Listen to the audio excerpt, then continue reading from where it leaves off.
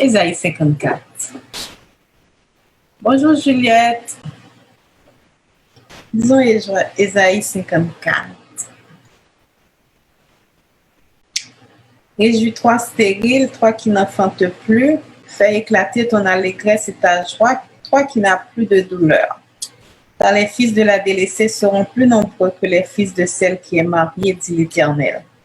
Élargis l'espace de ta tente, qu'on déploie les couvertures de ta demeure.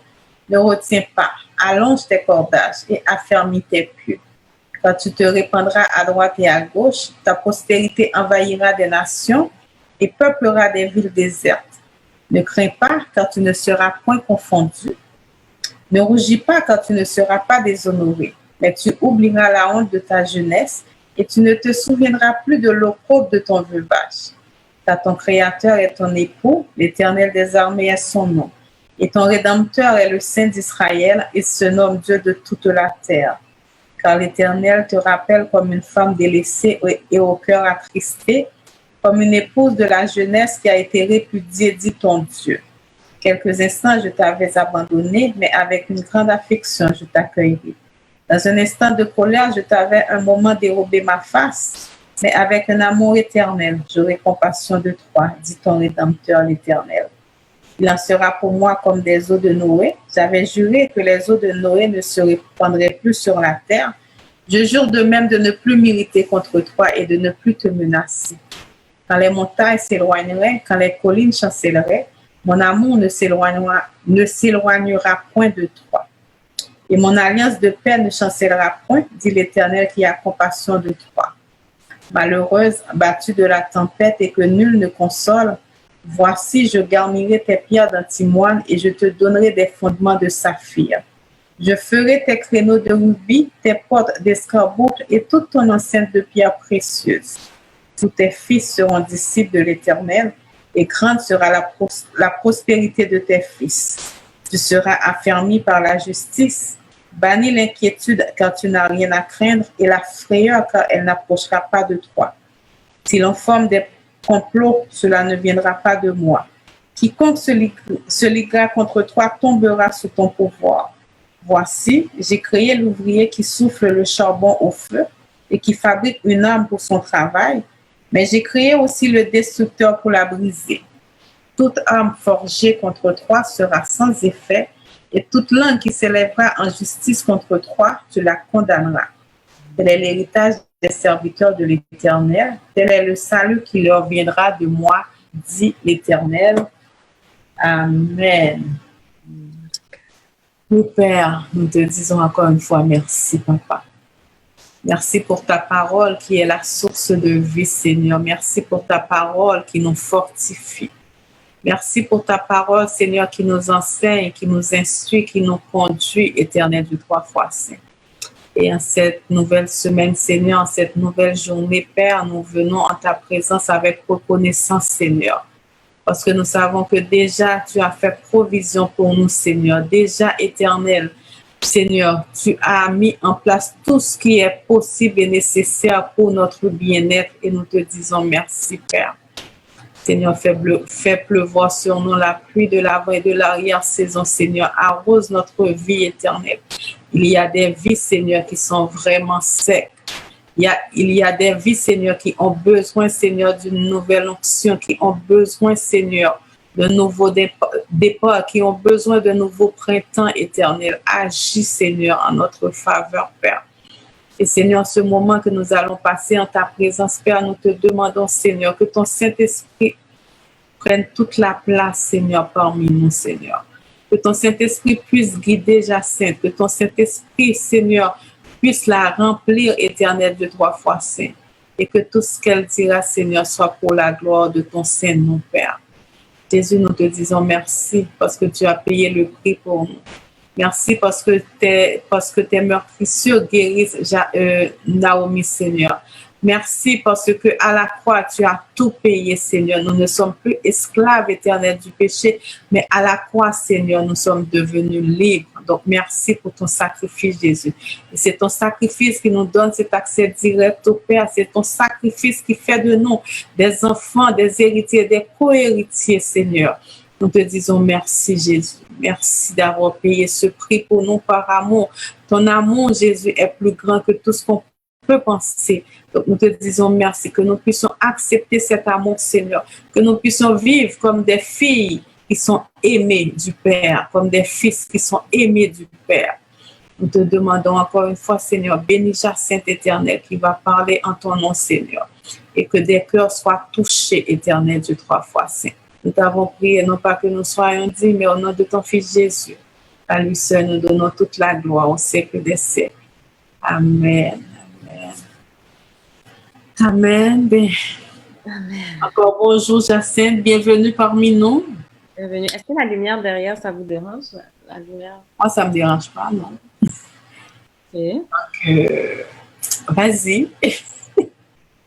Donc, pour ceux qui ne me connaissent pas, mon nom, c'est Jacinthe Delma. Je suis, dans ma profession, je suis infirmière clinicienne. Puis, je suis infirmière depuis à peu près 15 ans. Je suis la fondatrice de la clinique EVNA.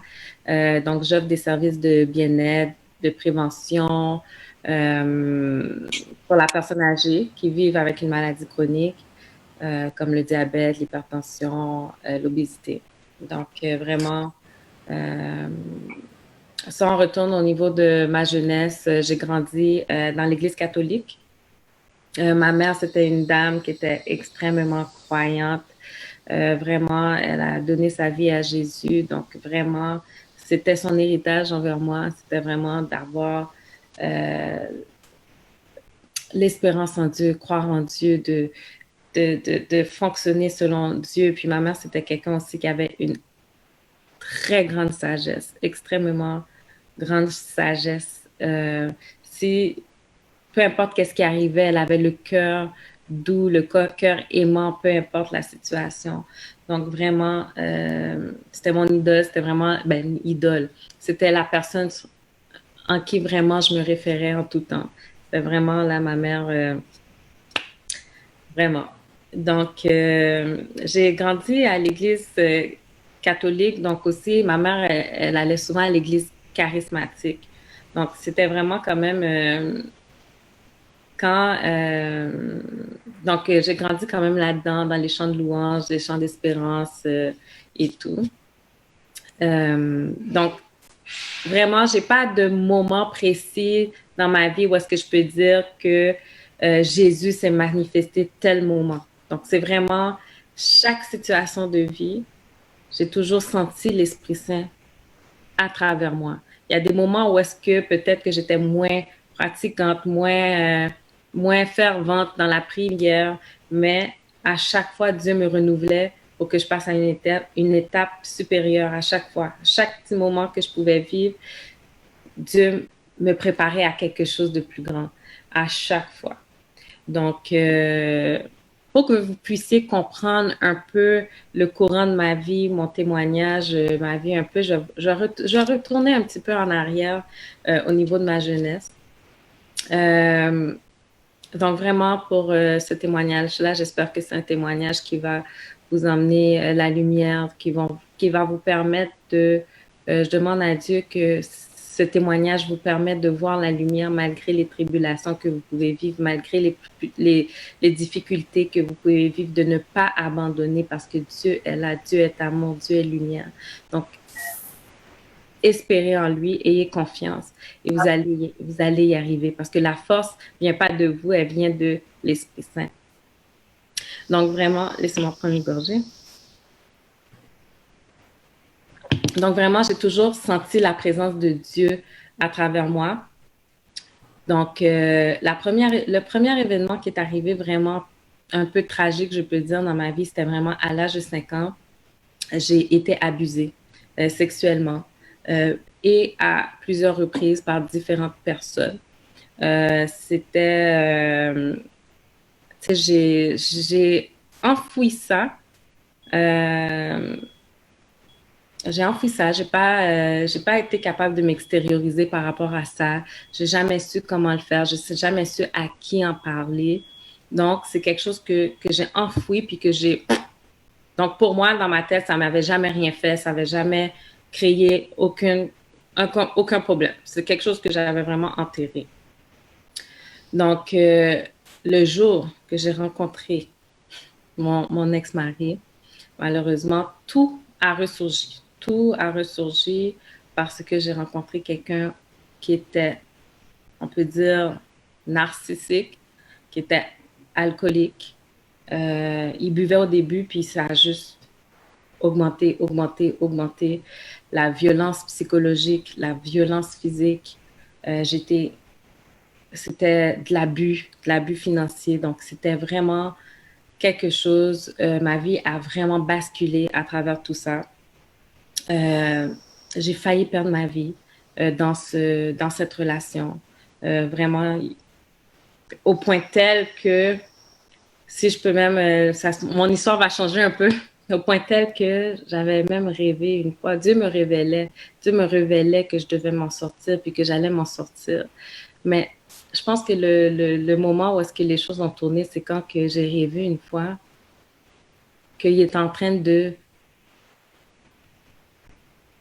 me ranger dans un cercueil. Dieu me l'a révélé, qu'il était en train de me ranger dans un cercueil. J'étais vivante et mangeais dans un cercueil. Puis là, j'ai appelé ma mère, j'ai dit, Mamie, j'ai rêvé que voici qu'est-ce que j'ai rêvé. Oh my God, ma mère m'a dit, oh, ou quitter le ranger dans le cercueil, là, on va comprendre. Et puis là, on a prié, on a prié, on a prié. Mais sincèrement, c'est comme si Dieu me révélait que si je continuais là-dedans, là, j'allais plus vivre. J'allais vraiment, là, j'étais en train de laisser ma peau, j'étais en train de laisser ma vie, jusqu'à ce que même pendant que j'étais enceinte de ma fille, il m'a menacée avec un arme à feu euh, pour me tuer. Donc, vraiment, cette période-là, là, c'était vraiment quelque chose de difficile. J'étais enceinte de Naomi. Et puis, vraiment, l'Éternel, je ne sais pas comment j'ai fait pour passer à travers ces moments-là, mais c'est vraiment la prière. C'est vraiment l'Éternel qui m'a protégée à partir dans tout ça. J'ai prié parce que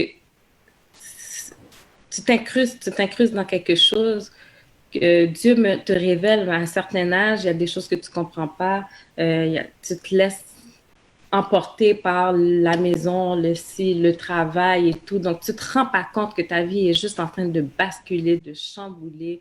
Tout s'effondre. Donc, tu le vois pas. Vraiment, c'était des moments sombres dans ma vie. Les palpitations, l'anxiété, tout commençait à surgir. Et à un moment donné, j'en pouvais plus. Donc, qu'est-ce que j'ai fait? J'ai appelé un centre d'intervention pour les personnes qui sont abusées puis qui sont donc, ce centre-là, c'est vraiment quelque chose qui m'a vraiment aidée. C'est là que j'ai commencé à rédiger dans un journal mes prières, mes requêtes. Avant ça, je priais, mais je priais, je prenais ma Bible, je priais l'Éternel, j'allais dans des jeûnes. J'ai toujours été imprégnée d'église, j'ai toujours été imprégnée dans la prière, dans l'espérance, dans la louange. C'est là que j'ai eu mon premier journal de prière. Mais là, veux pas, j'ai quand même, j'étais partie de la maison, je suis revenue. Donc, j'ai quand même continué. C'est comme j'avais plus de maison, je pouvais pas laisser ma maison. Donc, j'ai dit, OK, je suis restée dans la maison. J'ai eu ma fille. Mais quand j'ai eu ma fille en 2010, mon père a été diagnostiqué d'un cancer. Donc, là, maintenant, je devais m'occuper de mon père et tout. Donc, j'allais aider mon père en 2011. À un moment donné, quand je voyais que ma vie ne faisait que être de plus en plus en danger, j'ai dit, wow, OK, non, il faut que je m'en aille. Puis la journée que je me suis levée tranquillement, j'ai appelé ma mère, j'ai dit, Mamie, non, j'en peux plus, je m'en vais. Toujours le lendemain, je me suis levée, j'ai dit, non, là, je suis en train de risquer ma vie. L'Éternel, le Seigneur m'a donné la force. Puis quand j'ai appelé ma mère était dans une retraite de prière. Excuse-moi, elle priait pour moi, justement. Elle était dans une retraite de prière et elle priait pour moi, pour ma sécurité, pour ma vie. Tellement que ma mère, elle faisait des appels de courtoisie, si on peut dire. Elle m'appelait la nuit pour savoir si j'étais en vie. Mais elle m'appelait puis elle me disait, oh, allô, mon téléphone a sonné. Est-ce que c'est toi qui m'as appelé? Parce que je comprends pas. Je sais pas, il y a quelqu'un qui m'a appelé. Mais finalement, quand le jour que j'ai quitté la maison, ma mère m'a dit, non, non, non, non. Je dis, des fois, je me levais, je faisais des mauvais rêves, je faisais des cauchemars, je pleurais, je priais et je t'appelais juste pour savoir si tu étais encore en vie. Donc, Donc, c'est pour ça que ma mère m'appelait. Donc là, finalement, donc là, mon père avait un cancer, ma fille, mon père avait un cancer, je me séparais, puis là, boum, quand j'ai quitté la maison, peut-être une semaine après, ma mère, on dirait son adrénaline l'a baissé, ma mère est tombée malade, on ne comprenait pas qu'est-ce qu'elle avait. Je l'ai emmenée à l'hôpital, les médecins disaient, oh, tout était beau, puis finalement, ma mère, le fait que j'étais là, ils voulaient retourner ma mère à la maison, mais ma mère, finalement, elle avait un cancer. Ils passaient à côté de son diagnostic. C'est un cancer qui est tombé en 2 chaises. Ils ne lui ont pas annoncé qu'elle avait le cancer depuis 2008. On était déjà en 2012. Donc ça, c'est un cancer qu'elle avait. C'est un myélomyélite. C'est un cancer qu'elle pouvait vivre avec pendant des années. Mais étant donné que ça n'a pas été traité pendant ces années-là, mais donc là, jusqu'au point que ma mère a été paralysée et tout. Donc là, je m'occupais de mon père. J'étais au tribunal en train de divorcer. Ma mère avait un cancer. Puis par la suite, ma fille, elle n'arrêtait pas de tomber malade. Je ne savais pas trop qu'est-ce qu'elle avait. Je l'allaitais. Donc l'allaitement, là, c'est vraiment la seule chose qui la gardait en vie. On peut dire, je ne sais pas, c'est comme j'allais à l'hôpital, ils ne pouvaient pas trouver qu'est-ce qu'elle avait. Puis un jour, j'avais vu, quand j'ai l'emmené à la Cité de la Santé, j'ai vu son hémoglobine était à 69. La norme est de 120 pour les femmes. Ma fille avait une hémoglobine à 69. J'ai dit au médecin, mais je ne comprends pas, ma fille a une hémoglobine à 69, vous ne faites rien? Elle a dit, oh, vous montrez ça à son pédiatre. Donc finalement, je l'ai montré au pédiatre. Le pédiatre n'a rien fait, il a juste prescrit du fer, puis finalement, ce n'était pas le bon traitement. Donc un jour, j'ai dit, OK, assez, c'est assez. J'étais à Sainte-Justine. Puis à Sainte-Justine, ils m'ont demandé est-ce que j'avais de l'anémie falciforme. Donc, dans ma famille, j'ai dit oui, quand même, mon cousin, de loin, mon cousin fait ça, mais moi, non, tu sais, j'ai pas mon frère, il fait pas d'anémie falciforme. Mon frère peut-être la trace, mais moi, non. Ma mère m'a dit que j'avais pas d'anémie ni de la trace. Donc, étant donné que je suis née à Sainte-Justine, elle pensait que le test avait été fait. Donc, finalement, à cette époque-là, le test ne se faisait pas automatiquement. Ce n'était pas quelque chose de connu. Puis même en 2010, ce n'était pas un test qui se faisait. Donc, elle m'a dit, étant donné le traitement, étant donné les traitements ne sont pas les mêmes quand un enfant a une infection, ça serait bien de vérifier. Donc, le médecin m'a dit, OK, on va vérifier. Donc, j'ai vérifié.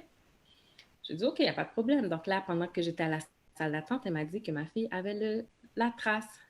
Elle m'a dit, ben, étant donné que toi, tu n'as pas la trace, donc tu n'auras pas à t'inquiéter, ça va être correct. Elle va peut-être juste avoir la trace. Donc, ça va prendre peut-être 1 ou 2 semaines avant de recevoir le résultat pour savoir si elle fait exactement l'anémie falciforme.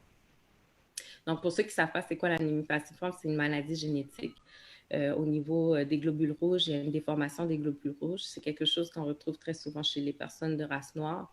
Et ça occasionne de la fièvre. Quand on a de la fièvre, ça peut occasionner des chutes de globules rouges. Puis ça peut être quand même assez dangereux, donner des problèmes au niveau de sa rate et aussi occasionner des grosses douleurs parce que les globules rouges déformés vont bloquer les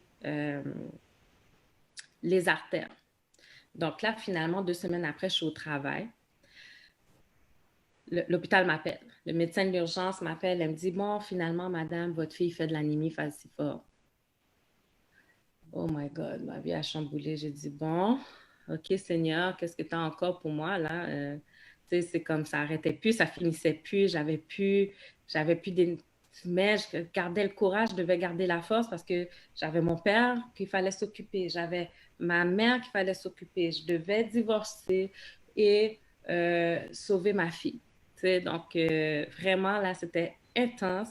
Je fonctionnais, je m'occupais de tout le monde, je ne sais pas comment, je travaillais, vraiment. Puis j'avais commencé en 2013 les études aussi pour retourner à l'école pour faire mon baccalauréat.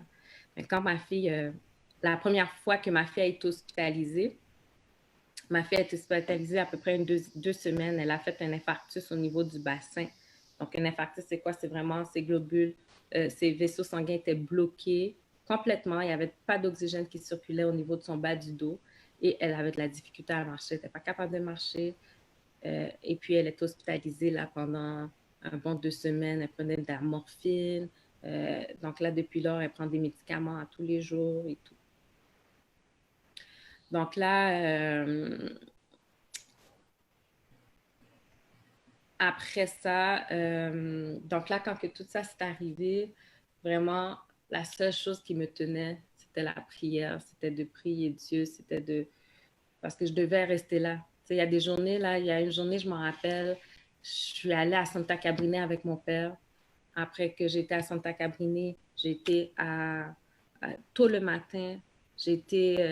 Par la suite, j'étais assistée de la santé pour m'occuper de ma mère. Va chercher ma fille à la garderie à 6 heures, elle fait de la fièvre. Va à Sainte-Justine, rentre à Sainte-Justine, sors de Sainte-Justine à 4 heures du matin. Je retournais chez moi, je m'endormais au volant. C'était vraiment quelque chose, là. Je sais même pas comment le Seigneur m'a donné l'énergie, le courage de m'occuper de tous ces gens-là en même temps, en plus de travailler. En plus de travailler, tu sais. Donc, à un moment donné, vers 2013, ma mère est décédée. Ma mère est décédée de son cancer. Et c'était l'année où est-ce que j'avais demandé à ma mère de m'aider au niveau des études parce qu'elle était quand même fonctionnelle, elle était quand même capable de faire des choses, donc au moins pour garder Naomi pendant que j'étudiais. Malheureusement, son cancer l'a emporté en 2013. Puis à partir de là, ma fille a commencé à être tombée malade. Donc, je ne sais pas si c'était parce que c'est là que vraiment la poussière a descendu. Heureusement, mon père a commencé à guérir. Mais là, maintenant, je devais m'occuper de ma fille et de ma santé à moi. Donc, je vais prendre soin de moi. Donc, ma fille a commencé à tomber malade à répétition, répétition. Donc là, on a commencé à lui donner un médicament qu'on appelle l'hydroxyurée. C'est un anticancéreux qu'on lui donnait. Ce médicament-là avait pour but d'augmenter ses cellules, ses globules rouges, qu'ils étaient bébés, qu'ils étaient plus faciles, plus maniables pour éviter les blocages au niveau du sang. Donc là, heureusement, malgré toute cette péripétie-là, malgré le divorce, malgré la maladie de ma mère, malgré la maladie de ma fille, Dieu m'a donné la force et le courage de lancer mon entreprise avec la firme Martine Victor, de faire mon baccalauréat, d'avoir des mentions d'honneur à l'école, de, de comment dirais-je, j'ai gagné des bourses de persévérance. J'en ai gagné 2 ou 3, je ne me rappelle plus. Deux bourses de persévérance scolaire, des médailles des certificats et tout. Là, vraiment, je remercie le Seigneur de ce côté-là. Après avoir vécu tous ces événements-là, j'ai fini graduée. En 2018, ma fille arrêtait pas d'avoir des crises. Elle arrêtait pas d'avoir des crises de douleur. Ça recommençait complètement. Dorée, je suis profondément touchée. Vraiment, là, ma fille arrêtait pas d'avoir des crises. Puis, à un moment donné, je me rappelle, je pense que c'était à peu près le 3 octobre 2018, j'avais été au symposium de l'anémie falciforme. Puis pendant que j'étais au symposium, ma fille arrêtait pas de elle disait oh, j'ai mal, elle souffrait. Donc là, tout le monde la comprenait parce que les gens qui étaient là vivaient avec l'anémie falciforme. Puis on avait un symposium. Puis une chose qui m'a marquée dans ce symposium-là, c'était parce que dans 100 globules rouges, là, 100 collectes de sang, il y a 1% des noirs qui donnent du sang. Et pourtant, les Noirs ont besoin de sang de Noirs parce qu'ils développent des anticorps contre le sang des Caucasiens, des Blancs, des Caucasiens. Donc, très important de donner du sang dans la communauté. Puis aussi de ne pas mentir. Si vous avez voyagé, si vous avez été quelque part, dites la vérité. Parce que déjà que les enfants qui reçoivent du sang ou les personnes qui reçoivent du sang, c'est des gens qui sont malades. Donc, c'est important de dire la vérité pour pas que le sang ait des mauvaises, c'est comme pour que le sang soit conforme pour recevoir, à être reçu. Donc, vraiment, donc, pendant cette période-là, ma fille, elle souffrait. J'ai à l'hôpital à Sainte-Justine avec elle. Du symposium, j'étais allée à Sainte-Justine. C'était vraiment là, à ce moment-là, ma fille souffrait le martyre. Elle souffrait le martyre. On lui donnait de la morphine. Elle était habituée d'en recevoir. Elle a changé au Dilodid. On lui donnait, ça ne fonctionnait pas. Jusqu'à ce qu'on puisse la tamiser, soulager un tout petit peu. Donc là, il y a un jour, je devais aller m'entraîner avec Lovie, mon entraîneur, à 5 heures du matin. Parce que pour surmonter tout ça, j'étais quelqu'un qui faisait attention à mon alimentation. Je m'entraînais, c'était mon moyen d'évacuer, c'était vraiment l'entraînement, l'entraînement. Mais par contre, j'étais quelqu'un de performante en même temps. Donc, à un moment donné, j'ai dû lâcher prise et de laisser Dieu me diriger parce qu'à un moment donné, j'avais plus la force de continuer, j'avais plus l'énergie. J'ai fait 2 dépressions. La première dépression, quand que ma mère est décédée, puis là, maintenant, j'entamais ma 2e dépression. Oui, j'avais passé à travers avec la prière et tout, mais là, c'était dur. C'était dur à remonter parce que l'énergie, j'en avais plus d'énergie. Je disais à Dieu, non, je peux plus, je ne veux pas vivre ces choses-là, je ne veux plus, Seigneur, je ne veux plus être résiliente, je veux que tu m'enlèves cette souffrance, je veux que tu m'enlèves tout ça. J'étais en train de m'épuiser. Même depuis mon mariage, j'étais en train de perdre mes cheveux. Vraiment, j'avais des palpitations, je me sentais pas bien, je vivais toutes sortes d'émotions. Puis pour soulager ma fille, c'est la kétamine qu'elle a dû prendre pour pouvoir être soulagée. La kétamine, c'est un anesthésiant. Un anesthésiant. Ma fille avait mal, plus mal qu'une femme enceinte. Elle souffrait le martyre. Un enfant de 8 ans criait le martyre pour me dire qu'elle avait mal. Puis ce matin-là, quand c'est arrivé, je m'en allais au gym à 4h45 du matin. Je m'en allais au gym à partir de l'hôpital. Quand je suis arrivée dans mon auto partait pas. Donc, finalement, j'ai appelé mon entraîneur. J'ai dit, OK, là, je ne pourrais pas arriver parce que là, mon auto part pas. Je retourne en haut. Le soluté à ma fille est infiltré. Ne fonctionnait pas bien. Ma fille est en train de crier de douleur, en train de crier. Puis les médecins étaient quasiment en train de dire que c'était des caprices parce que je n'étais pas là. Non, je dis non, ma fille souffre là. Puis, pour que ma fille soit soulagée, ils ont donné de la kétamine jusqu'à ce que sa respiration soit quasiment à 0. Une saturation exposée d'être à 100%, elle avait baissé à même pas 40%, puis jusqu'à ce qu'il lui redonne l'oxygène pour la faire renaître. Donc, vraiment, ma fille, là, c'est ça qui a permis d'avoir, après 48 heures, c'est ça qui lui a permis de sommeiller et de se reposer. Donc, ma fille, elle prenait de la grosse médication, des Dilodid, des médicaments contre les nerfs pour pouvoir soulager ses nerfs, des médicaments contre la pression pour pouvoir la calmer, elle a pris toutes sortes de médicaments pour se soulager. Elle prenait de la morphine 2 fois par jour, plus les besoins. Vraiment, là, ma fille a souffert le martyre. Elle a été hospitalisée à peu près 3 fois. Donc, à partir de là, elle a commencé à recevoir du sang 2 fois par semaine jusqu'à ce que ça aille aux 3 semaines, jusqu'à ce que ça aille au mois.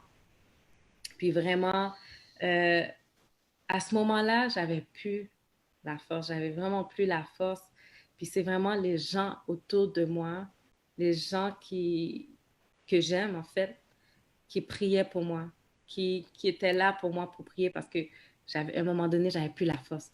Je priais, la seule chose que je pouvais dire, c'était Jésus.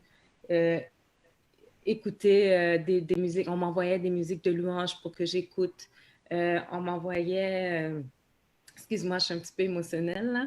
Mais on m'envoyait... Les gens autour de moi m'envoyaient vraiment des moyens de prier. On priait avec moi pour que je sois capable de passer à travers. Excuse-moi. Puis... excusez. Je prends un peu d'eau. Puis vraiment, des fois, tu as vu des situations, puis tu penses que ta vie est terminée, ta vie est finie. Mais vraiment, qu'est-ce qui m'a permis à travers tout ça, c'était vraiment la prière, le jeûne, appeler les gens autour de moi pour que je prie et tout. Donc, la chose qui m'a vraiment gardée avec Dieu, qui a maintenu ma relation avec Dieu, c'est parce que j'ai toujours, mais toujours cherché le visage du Seigneur.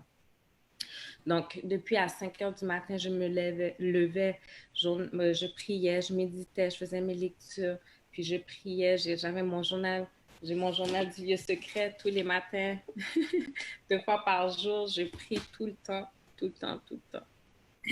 Et vraiment, euh, mes amis aussi qui m'ont supporté. Puis même avec le temps, j'ai appris, quand je dis à chaque étape de ma vie, que ça fait en sorte que je grandissais, même à un moment donné, j'avais perdu mon téléphone, j'avais plus personne, les gens ne pouvaient pas me rejoindre, puis la seule façon de me rejoindre, c'était sur Messenger. Puis je te dis, même les gens autour de moi ont changé. Mes amis ont changé. Pourquoi? Parce que les personnes qui étaient vraies, les gens qui étaient vraiment qui m'aimaient, pour qui j'étais, sont restés. Comment j'ai traversé, à passer à travers ces tribulations-là, comment que Dieu m'a gardé, comment j'ai gardé ma vie avec le Seigneur, vraiment, c'était la prière. La prière qui m'a permis de ne pas lâcher, de ne pas lâcher. Puis même que je peux dire que à travers tout ça, puis je me rappelle, je pense que Pascal nous regarde, une chose que Pascal m'avait dit, je me rappelle la première fois que j'ai fait ma dépression suite à tout ça, j'ai appelé Pascal, je parlais au téléphone avec Pascal, puis j'ai dit, Pascal, mon Dieu, je peux pas travailler, je suis pas au travail, j'arrive pas à travailler, c'est vraiment pas évident. Elle me dit, oh, Jacinthe, je dis, moi, je comprenais même pas comment que tu faisais pour tenir encore jusqu'à présent. Je dis, moi, là, j'attendais, tu sais, veux pas, là, j'attendais voir, je dis, mon Dieu, cette femme-là est solide. Elle me disait tout le temps ça, elle me disait. Puis donc, vraiment, là, les personnes vraiment qui étaient chères, ils sont restées jusqu'à la dernière goutte, même si à un moment donné, j'étais obligée de me retirer complètement parce que j'avais une amie que j'appelais tout le temps, quand j'avais quelque chose, je lui racontais tout, puis à un moment donné, l'Éternel a juste coupé tout ça. Pourquoi? Parce que je devais me mettre à genoux au lieu de radoter mes problèmes, puis de ruminer sur mes problèmes, il fallait que je prie Dieu. Donc, j'ai passé beaucoup de temps à ne plus parler avec mes amis, de ne plus avoir de relation avec eux autres. C'était quelque chose de douloureux. Puis il y en a qui ne comprenaient pas pourquoi que j'étais distante. Mais moi non plus, je ne comprenais pas. Mais c'est l'Éternel avec le temps qui m'a dit, Jacinthe, il faut que tu passes le temps dans la prière avec moi. Donc, à travers tout ça, même à travers ma séparation, mon divorce, mes dons ont commencé à sortir, que ce soit de chanter en langue, de prier en langue, de ressentir la voix du Seigneur en dedans de moi ou de ressentir les douleurs des autres personnes. Donc, Dieu m'a donné ce don-là. Donc, si jamais j'ai quelqu'un que je peux prier sur elle, donc ça m'arrive des fois, exemple, je fais une imposition des mains pour quelqu'un, je prie pour elle. Comme par exemple, j'avais une amie, elle avait été abusée et tout, elle avait été violée et tout. Puis, elle ne savait pas comment exprimer sa douleur. Et à travers tout ça, vraiment, mon amie, j'ai ressenti toute la douleur qu'elle aurait pu vivre, la honte, ne pas savoir comment s'exprimer. Tout, donc, Dieu m'a révélé, puis en même temps, avec tes enseignements le matin, ça m'a permis de comprendre beaucoup de choses que je ressens. Ça m'a permis de comprendre qu'est-ce que Dieu a fait comme travail en moi à travers ces années, malgré les tribulations, malgré ces étapes-là dans ma vie. Puis à chaque fois, j'ai grandi spirituellement. À chaque fois, mon Dieu m'a permis de travailler quelque chose de différent. Puis aussi, exemple, quand la fois que j'ai parlé en langue, Dieu m'a permis de... Puis je pense que c'est là que ça m'a révélé que je ressentais les douleurs des gens. C'est quand que je voyais Jésus sur la croix, j'étais chez moi, j'étais couchée. J'étais assise sur le sofa, je priais. Puis à un moment donné, Dieu a pris possession de mon corps complètement. Puis je voyais Dieu, Jésus sur la croix. J'étais à genoux comme si j'étais dans la peau de Marie. Je sentais toute la douleur que Marie ressentait quand que Jésus était sur la croix. C'était atroce. C'était une douleur atroce. Mais j'ai tout ressenti. Je parlais en langue et tout. Puis Dieu m'a révélé comment que je pouvais sentir les émotions des gens, la douleur des gens autour de moi. Puis ça me permet de prier pour eux, de savoir exactement pourquoi prier pour ces gens-là. Comment j'ai fait pour pardonner les gens autour de moi qui m'ont fait du mal, qui m'ont abusé, Ça n'a pas été facile, vraiment, là, parce qu'on peut garder de la rancœur puis rester dans le péché à travers tout ça. C'est vraiment Éphésiens 6, 11 à 12. Donc, si je peux vous le lire, c'est « Revêtez-vous de toutes les armes de Dieu afin de pouvoir tenir ferme contre les ruses du diable, car nous n'avons pas à lutter contre la chair et le sang, mais contre les dominations, contre les autorités, contre les princes de ce monde des ténèbres, contre les esprits méchants dans les lieux célestes. Donc, vraiment là, quand vous vivez que quelqu'un vous fasse du mal, sachez que ce n'est pas cette personne-là, c'est les principautés qui vous font du mal. L'ennemi fait juste passer par ces gens-là pour vous attaquer. Donc, ce n'est pas nécessaire de garder qui que ce soit dans votre cœur, parce que c'est vous que vous allez empêcher votre libération. Donc, que ce soit la peur, les tribulations, peu importe, ça ne vient pas du Père. Dieu est un Dieu d'amour. Dieu est un Dieu avec un amour inconditionnel. Donc, si vous vivez quelque chose, pas la peine de dire, oh, Dieu m'a laissé, Dieu m'a abandonné. Non. En tout temps, cherchez la face du Seigneur. Cherchez la face du Seigneur. Parce que c'est lui qui va vous fortifier. Parce que la force que vous avez, des fois, là, il y a des événements. Regarde, moi, je suis une femme qui est travaillante, qui a toujours travaillé, qui a toujours pris soin d'elle. J'ai toujours fait ça, j'ai toujours travaillé fort, j'ai toujours travaillé dur pour atteindre tous mes objectifs dans ma vie. Mais là, c'est le Seigneur m'a dit, non, c'est pas toi qui dirige Jacinthe, c'est moi qui dirige ta vie. Donc, c'est important de savoir ça, que Dieu, il passe par vous, vous vivez vos tribulations, mais tout ce que vous vivez, c'est une opportunité pour laisser Dieu manifester son plan en vous. Parce que si on regarde l'histoire de Moïse en Égypte, si on regarde l'histoire de Joseph et ses frères, où est-ce que je vois Joseph en moi, là, où est-ce qu'on l'a laissé pour mort. On l'a laissé pour mort jusqu'à ce qu'il devienne l'intendant, que les gens se sont prosternés devant lui. Moi, je sais que c'est le Seigneur, il n'a que, il va me rendre justice. Le Seigneur va me rendre justice et qu'il n'y a que des belles choses qui vont se passer dans ma vie, de la gloire du Seigneur va atteindre ma vie. Donc, vraiment. Oui, qu'elle est envahie du Saint-Esprit en t'écoutant parler.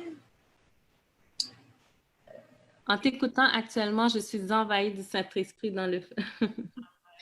Mais là, Dieu veut être intime avec lui. Dieu veut être intime avec lui pour qu'on lui donne la première place.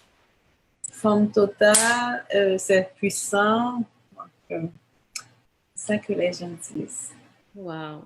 Donc, vraiment, si vous voulez vous rapprocher de Dieu, quand vous voulez, vous vivez quelque chose, que vous soyez en dépression, que vous ayez vécu de l'abus, qu'on vous a maltraité, peu importe l'âge que vous avez, que vous soyez, n'ayez pas honte. N'ayez pas honte. Parlez-en aux bonnes personnes. Quand vous voyez, quand on vous accuse, que ce soit pour un viol, que ce soit, peu importe, si on vous accuse d'avoir agi fautivement, non, c'est pas votre faute si on vous fait du mal. C'est pas votre faute. Ça vient pas de Dieu. C'est pas de votre faute. Donc, il y a toujours moyen de trouver du secours quelque part. C'est parce que vous n'avez pas été à la bonne place. Vous n'avez pas trouvé secours à la bonne place. Puis, si vous vivez un temps obscur, cherchez la face de Dieu, vous allez le trouver. Vous n'êtes pas capable de prier, cherchez son visage seulement. Ne me laisse pas, ne m'abandonne pas. Ne me livre pas au bon plaisir de mes adversaires, Seigneur. C'est ça que vous devez demander au Seigneur pour qu'il puisse vous fortifier parce que cette force, votre corps ne peut pas supporter tout ça. Vous ne pouvez pas supporter la violence, la dépression. Vous ne pouvez pas supporter ça. Il faut que vous ayez une puissance pour vous aider à surmonter tout ça. Même si c'est des amis, oui, c'est bon d'avoir des amis, mais Dieu est vraiment la personne qui va te sortir, qui va trouver le moyen de combattre toutes ces principautés-là. Puis les personnes qui ont vécu de l'abus, je prie pour eux. Pourquoi? Parce que c'est des gens qui vivent de la rancœur, des gens qui vivent de la honte, des gens qui peuvent vivre de la douleur, de la souffrance. Ils ne savent pas comment se libérer à partir de tout ça. Mais en réalité, là, c'est parce qu'ils ne savent plus reconnaître l'amour. Puis l'amour, si vous n'avez pas d'amour en vous, comment vous allez faire pour vous libérer? Il faut trouver l'amour. Il faut reconnaître l'amour, savoir c'est quoi l'amour. Sinon, vous allez retourner dans ce pattern-là. Savoir c'est qui Dieu. Cherchez sa face, vous allez le trouver. Je vous dis, vous allez trouver la face du Seigneur. parce que c'est lui qui va vous libérer. Puis très important pour ces gens-là qui peuvent vivre autant de douleurs. Je vais lire 1 Corinthiens 13 pour vous. Verset 4. La charité est patiente, elle est pleine de bonté. La charité n'est point envieuse, la charité ne se vante point, elle ne s'enfle point d'orgueil, elle ne fait rien de malhonnête, elle ne cherche point son intérêt, elle ne s'irrite point, elle ne soupçonne point le mal, elle ne se réjouit point de l'injustice, mais elle se réjouit de la vérité, elle excuse tout, elle croit tout, elle espère tout, elle supporte tout. La charité ne périt jamais. Les prophéties prendront fin. Excusez, là, je n'ai même pas mis mes lunettes. les prophéties prendront fin. Les langues cesseront, les connaissances disparaîtront. Alors vraiment, là, pour reconnaître l'amour, c'est vraiment, ça ne fait pas mal. L'amour ne fait pas mal. Dieu ne fait pas mal. Alors, si vous avez mal, vous n'êtes peut-être pas à la bonne place. C'est vraiment de chercher Dieu afin de vous libérer, de vous délivrer de tout ce qui peut arriver.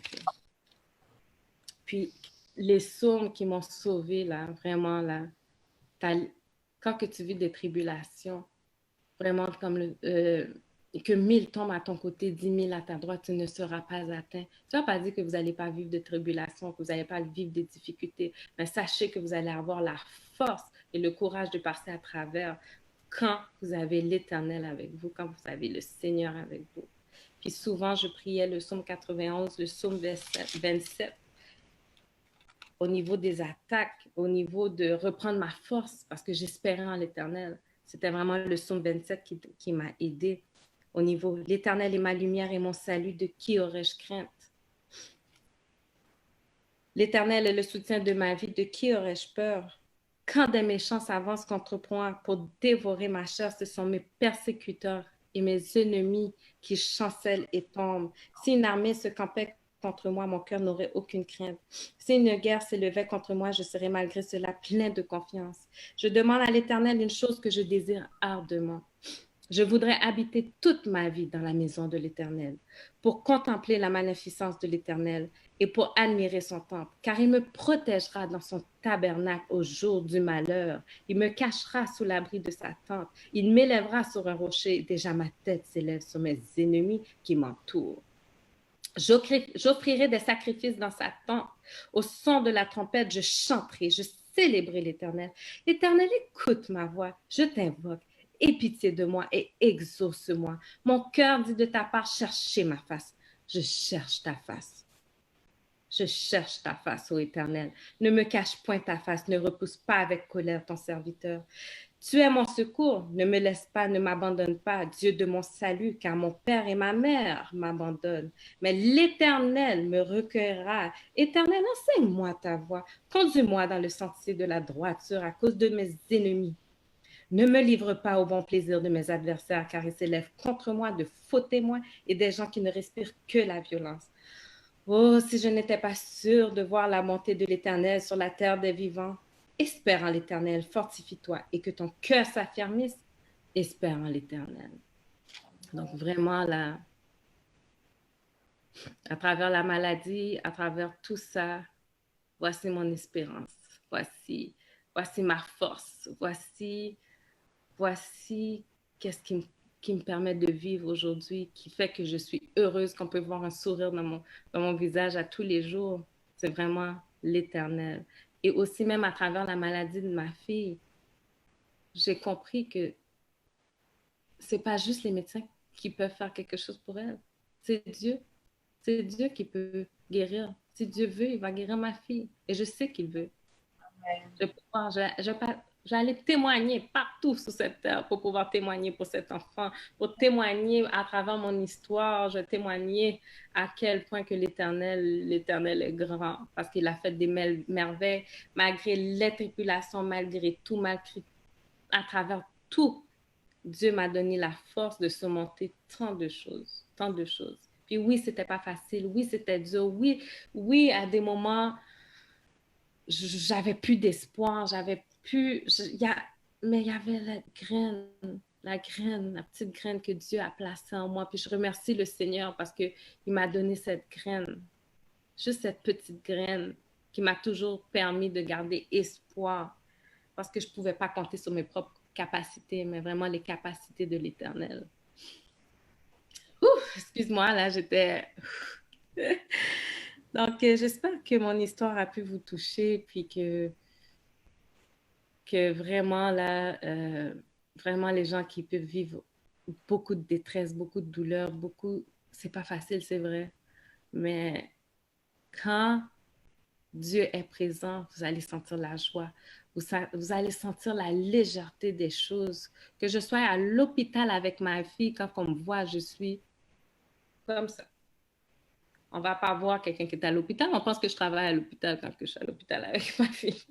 Donc, quand que vous avez vos resplendissez là, c'est Dieu qui vous permet de resplendir. C'est Dieu qui vous permet de resplendir. Je t'entends pas. Est-ce que tu es là? Je suis là. Ouais, parce que j'ai vu tes lèvres bouger. Je suis là, je dis, hey, j'ai rien entendu. Donc, c'est ça. Donc, vraiment, là, je suis contente que ça a touché les gens. Donc, c'est vraiment ça mon but. Puis, je suis là pour ça parce que je sais que j'ai rencontré des gens dans ma vie.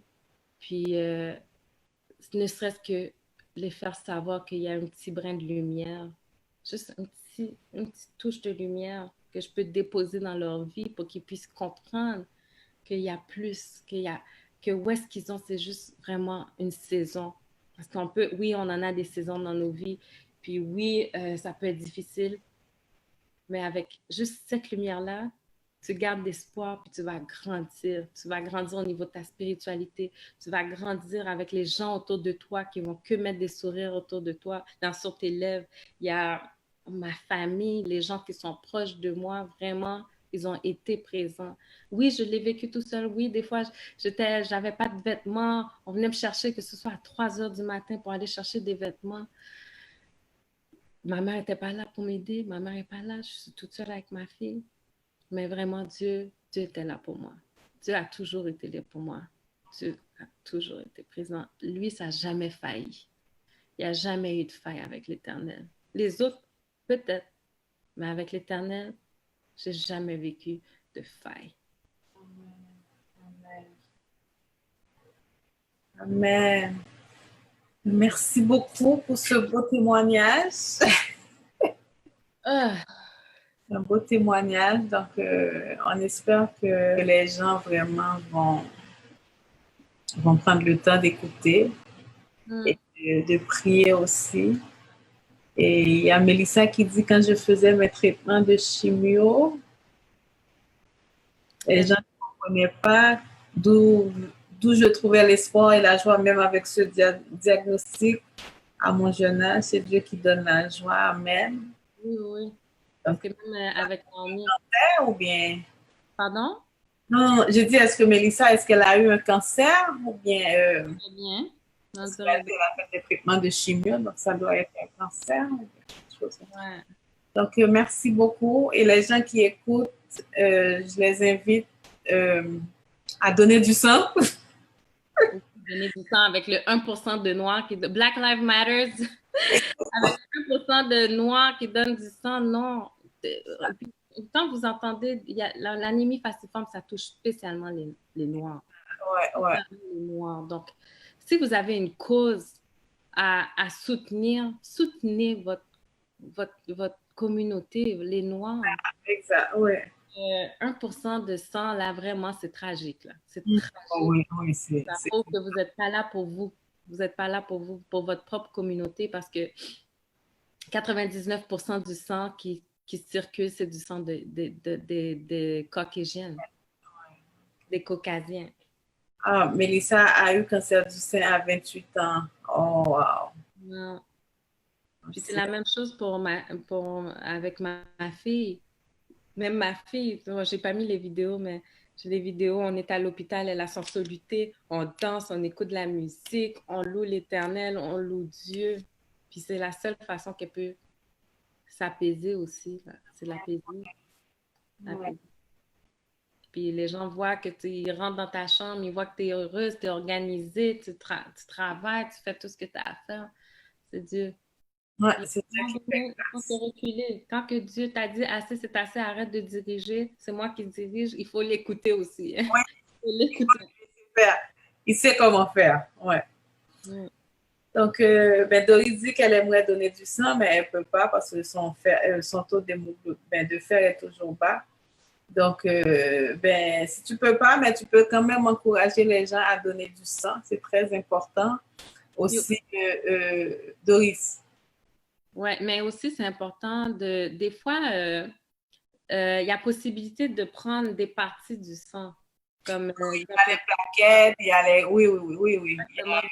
même si vous avez comme, même les personnes qui ont la trace de l'anémie falciforme, parce que moi, au début, j'hésitais de donner du sang, mais si vous avez, même si vous avez la trace, des fois, ils peuvent prendre des parties du sang.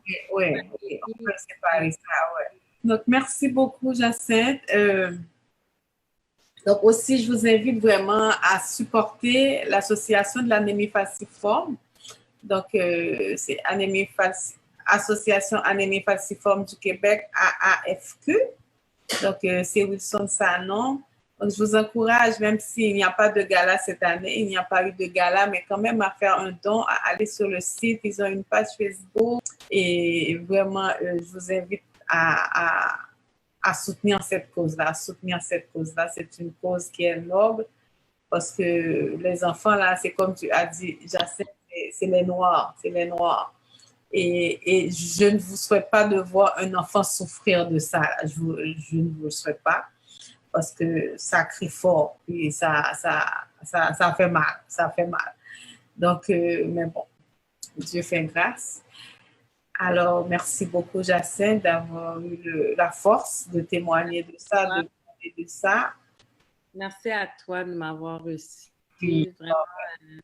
ça fait plaisir. Je pense que c'est la première fois que je témoigne. Tu sais, mes amis proches de moi, ils savent qu'est-ce que je vis, mais témoigner vraiment la splendeur de Dieu, je pense que c'est la première fois que je fais ça. Puis je sais, là, Dieu a mis ça dans mon cœur, a mis ça en moi, c'est ma mission. Mais, Donc, donc c'est pas la dernière fois, en tout cas. Puis, ben, soyez bénis, on va prier. Encore une fois, merci beaucoup, ma belle Jacinthe. Nous allons prier pour que le Seigneur continue à t'aider à passer à travers, Seigneur, le soleil qui est dans ma face, à passer à travers. Nous, Papa, au nom de Jésus, nous voici encore devant ta majesté bénie, Seigneur. Nous t'adorons, Papa. Nous te glorifions, Papa. Nous te disons merci. Merci pour ta fidélité, Seigneur, encore une fois. À travers les témoignages, Seigneur, nous voyons combien tu es grand, combien tu es bon, combien tu es merveilleux, Seigneur.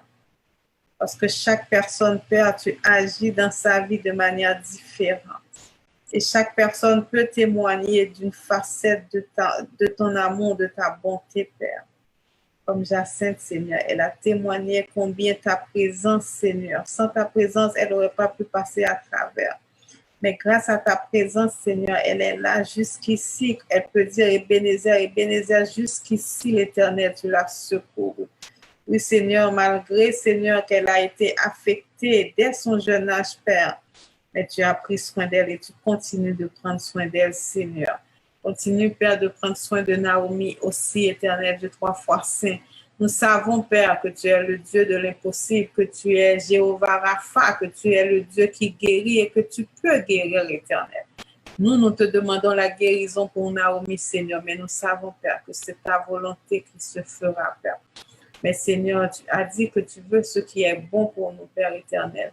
Donc nous te demandons, Seigneur, dans ta grâce, Père, de toucher cette petite fille, Seigneur, et de lui accorder ta guérison, parce que c'est par les meurtrissures de Jésus que nous sommes guéris. Éternel, agis pour elle, agis en sa faveur, agis dans la vie de cette petite fille. Qu'elle soit, Seigneur, un témoignage vivant pour cette génération, Papa. Seigneur, bénis Jacinthe encore une fois. Accorde-la, Seigneur, une nouvelle onction. Accorde-la, Seigneur, une nouvelle force, Père. Que ton esprit puisse reposer sur elle, Père. Et qu'elle puisse toujours, Seigneur, élever ton nom, Seigneur. Nous te disons merci, bénis chaque personne qui était là encore une fois avec nous ce matin. Seigneur, tu connais leurs besoins, Père. Merci pour Mélissa, Seigneur, que tu as accordé aussi ta grâce, Père. Merci, Seigneur, pour Doris. Merci pour chaque personne qui était là avec nous, Seigneur. Nous te disons merci, Père, parce que, Seigneur, en toutes choses, même dans les moments noirs, tu es toujours là, Seigneur. Tu es toujours là. Tu ne nous abandonnes jamais, Père. Nous te disons merci. Continue, Seigneur, de nous accompagner. Nous t'offrons cette semaine, Papa, cette nouvelle semaine, cette nouvelle opportunité que tu nous donnes, Seigneur. Nous te demandons, Père, de nous aider, Éternel, de 3 fois saint. Que l'Esprit de l'Éternel repose sur nous, que l'Esprit de sagesse et d'intelligence repose sur nous, que l'Esprit de force et de conseil repose sur nous, que l'Esprit de connaissance et de crainte de l'Éternel repose sur nous et que nous puissions accomplir, Seigneur, des prodiges pendant cette semaine éternelle de 3 fois saint. Parce qu'avec toi, Seigneur, nous faisons des exploits. Nous te disons encore une fois merci de ta fidélité envers nous, Papa. Bénis-nous, Seigneur. Nous te remettons cette journée. Nous t'offrons chaque seconde, chaque minute, chaque heure, Papa. Que ta volonté soit faite. Nous t'avons prié, non pas que nous soyons dignes, Papa, mais au nom de ton Fils Jésus. À lui seul, nous rendons toute la gloire au siècle des siècles. Amen. Amen. Amen.